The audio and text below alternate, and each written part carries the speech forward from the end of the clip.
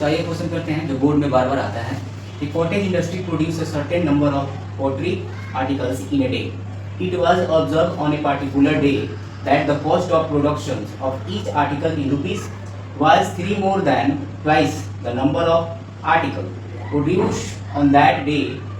If the total cost of production on that day was rupees 90, find the number of article produced and cost of each article. तो first अपन क्या कर लेते हैं कि मान लेते हैं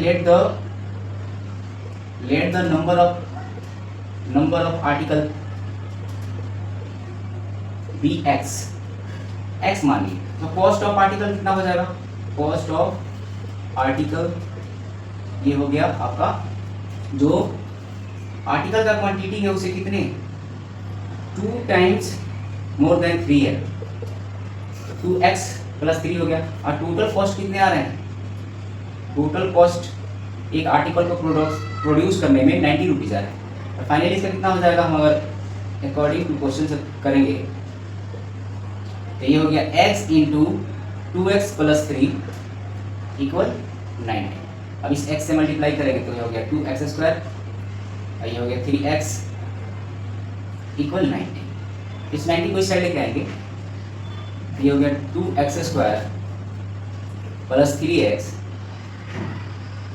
माइनस 90 इक्वल 0.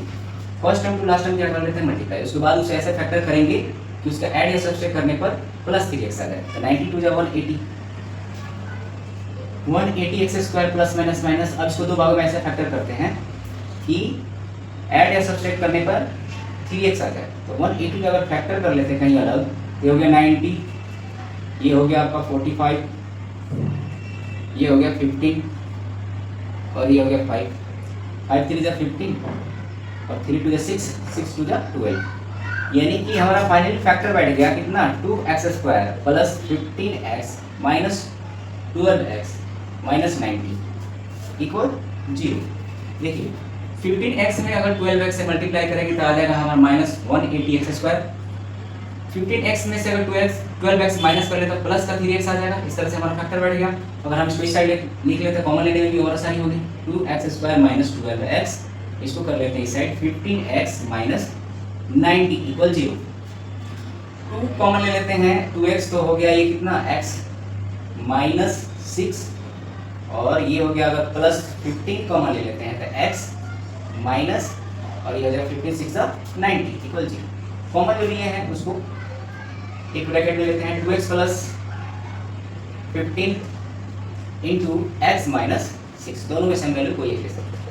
अब दोनों का जीरो निकालेंगे तो फाइनली आ जाएगा 2x प्लस 15 इक्वल 0 और x माइनस 6 इक्वल 0. ये x निकालेंगे तो ये हो जाएगा माइनस 15, ये इधर आएगा प्लस में, इधर आएगा तो माइनस, और x निकालेंगे तो यहाँ पर 2, जो क्वांटिटी निगेटिव में नहीं हो सकता तो यही वैलिड हो गया. ये हो गया 6. तो नंबर ऑफ क्वांटिटी और आर्टिकल कितना हो गया 6, और उसका कॉस्ट अगर हम निकालें तो कॉस्ट हो जाएगा 2x प्लस 3 है तो 2 इंटू 6 प्लस 3, ये हो गया आपका 15. यानी कि एक आर्टिकल को बनाने में 15 रुपये का खर्च आता है